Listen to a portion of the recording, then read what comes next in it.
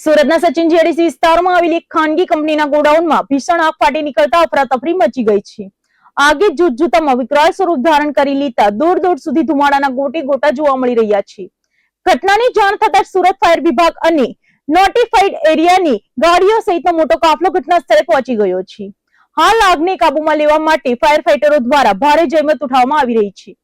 સુરતના ઔદ્યોગિક વિસ્તાર સચિન જીઆઈડીસીમાં આજે ફરી એકવાર આગની ઘટનાએ તંત્રને દોડતું કરી દીધું છે। અહીં આવેલી એક ખાનગી કંપનીના ગોડાઉનમાં અચાનક આગ લાગતા અફરાતફરીનો માહોલ સર્જાયો હતો। ગોડાઉનમાં રહેલો જ્વલનશીલ સામાન આગની લપેટમાં આવી જતા આગે જોતજોતામાં અત્યંત ભયાનક સ્વરૂપ ધારણ કરી લીધું હતું। આગની ગંભીરતાને જોતા સુરત ફાયર વિભાગની અલગ અલગ સ્ટેશનોની ટીમોને કામે લગાડવામાં આવી હતી। ભેસ્તાન અને માન દરવાજા ફાયર સ્ટેશનની ગાડીઓ સહિત નોટિફાઈડ એરિયાનો ફાયર કાફલો પણ ઘટના સ્થળે પહોંચી ગયો હતો। આગ સતત પ્રસરી રહી હોવાથી વધુ ફાયર ફાઈટરોની મદદ લેવામાં આવી રહી છે। હાલ આગને ચારે તરફથી ઘેરીને કાબૂમાં લેવાના પ્રયાસો તેજ કરી દેવાયા છે। આ ભીષણ આગમાં મોટા પાયે આર્થિક નુકસાનની ભીતિ સેવાઈ રહી છે। સદનસીબે હજુ સુધી કોઈ જાનહાનિના સમાચાર પ્રાપ્ત થયા નથી। આગ લાગવાનું ચોક્કસ કારણ હજુ સુધી જાણી શકાયું નથી, પરંતુ શોર્ટ સર્કિટ હોવાની આશંકા વ્યક્ત કરવામાં આવી રહી છે।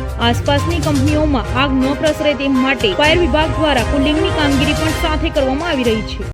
આપનો પરિચય સાહેબ? जी मारू नाम जयदीप ईसराणी है। हूँ फायर ऑफिसर छूँ मान दरवाजा में। हाल अपना सचिन जीआईडीसी ની એરિયાની ઘટના છે, જેમાં એથર કંપનીની અંદર આગ લાગેલી હતી, જેમાં બોઇલર બ્લાસ્ટ થયું છે, ગેસ સિલિન્ડરો બ્લાસ્ટ થયા છે અને અલગ પ્રકારના કેમિકલો હતા જેમાં બ્લાસ્ટ થયેલો હતો।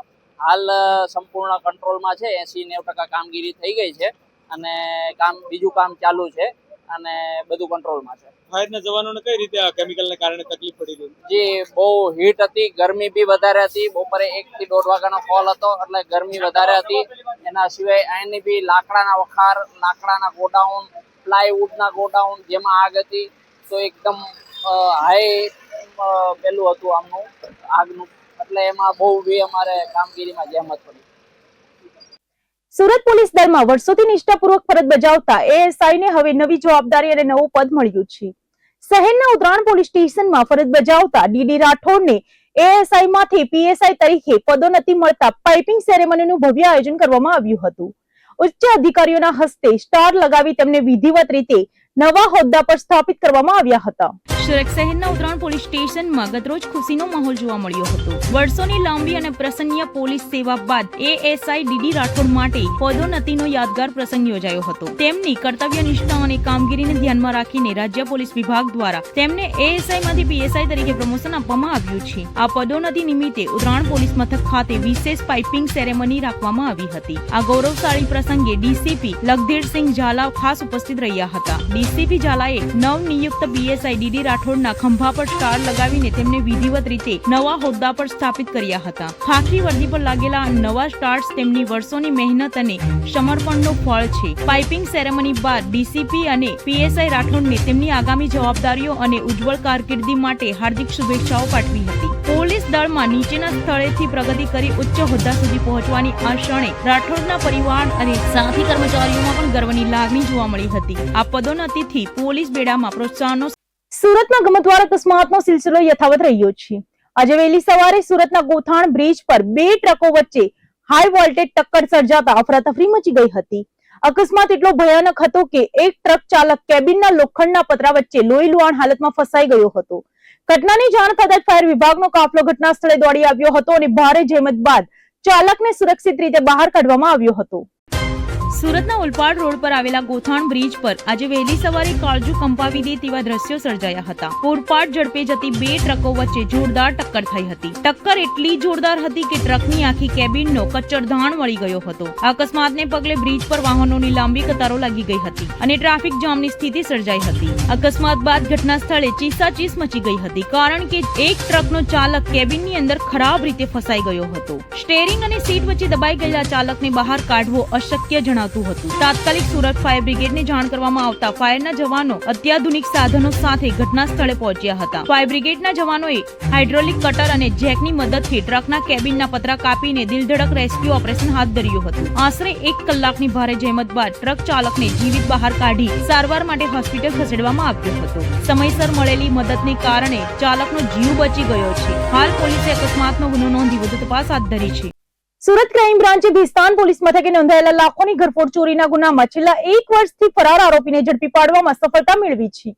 વર્ષ 2025માં બાંધકામ સાઇટ પરથી કન્સ્ટ્રક્શનના સામાન અને ટ્રેક્ટરની ચોરી કરી ભાગી છૂટેલા આરોપીને અમદાવાદના ધોળકાથી દબોચી લેવામાં આવ્યો છે. સુરતના ભીસ્તાન વિસ્તારમાં વર્ષ 2025ની 24 માર્ચે એક મોટી ચોરીની ઘટના પ્રકાશમાં આવી હતી. બિલ્ડર લક્ષ્મણ મિયાણીની બાંધકામ સાઇટ પરથી તસ્કરોએ અંદાજે 6 લાખની કિંમતનો કન્સ્ટ્રક્શન સામાન અને સામાન ભરેલું ટ્રેક્ટર લઈને ફરાર થઈ ગયા હતા. ઓન ખાતે આવેલી આ સાઇટ પરથી થયેલી ચોરી અંગે ભીસ્તાન પોલીસ મથકમાં ફરિયાદ નોંધાતા પોલીસે તપાસનો ધમધમાટ તેજ કર્યો હતો. આ ગુનામાં સંડોવાયેલો આરોપી તારીખુલ હેનારા અને તેનો પિતરાઈ અનિકુલ રેહાન લાંબા સમયથી પોલીસને થાપ આપી રહ્યા હતા. અગાઉ આ કેસમાં અનિકુલ રેહાન પોલીસના હાથે ઝડપાઈ ચૂક્યો હતો, પરંતુ તારીકુલ અમદાવાદ ખાતે ભાગી છૂટ્યો હતો અને ત્યાં છુપાઈને રહેતો હતો. સુરત ક્રાઇમ બ્રાન્ચને બાતમી મળી હતી કે આરોપી અમદાવાદના ધોળકા વિસ્તારમાં એક બાંધકામ સાઇટ પર મજૂરી કરી રહ્યો છે. જે બાતમીના આધારે ક્રાઇમ બ્રાન્ચની ટીમે ધોળકા ખાતે દરોડા પાડીને તારીકુલ હેનારાને ઝડપી પાડ્યો હતો. આરોપીએ કબૂલાત કરી છે કે તેને પોતાના પિતરાઈ સાથે મળીને આ ચોરીને અંજામ આપ્યો હતો. હાલ ક્રાઇમ બ્રાન્ચે આરોપીનો કબજો મેળવીને વધુ તપાસ માટે ભીસ્તાન પોલીસને સોંપવાની તજવીજ હાથ ધરી છે. આ ધરપકડ સાથે જ 1 વર્ષ જૂના ચોરીના ગુનાનો ભેદ ઉકેલાયો છે. સુરત શહેરમાં મિત્રતાના સંબંધને લાંછન લગાવતો હની ટ્રેપનો એક સનસનાટીભર્યો કિસ્સો પ્રકાશમાં આવ્યો છે. જ્યાં પોતાના જ અંગત મિત્રોએ એક વ્યક્તિને હની ટ્રેપમાં ફસાવીને નિવસ્ત્ર કરી બ્લેકમેલ કરીને લાખોની લૂંટ ચલાવી છે. આરોપીએ ધમકી આપીને 39 લાખની રોકડ અને 1.3 કિલો સોનું પડાવી લીધું હતું. અઠવાલાઇન્સ પોલીસે આ મામલે ત્વરિત કાર્યવાહી કરીને મુખ્ય સૂત્રધાર સહિત 2 આરોપીની ધરપકડ કરી લીધી છે.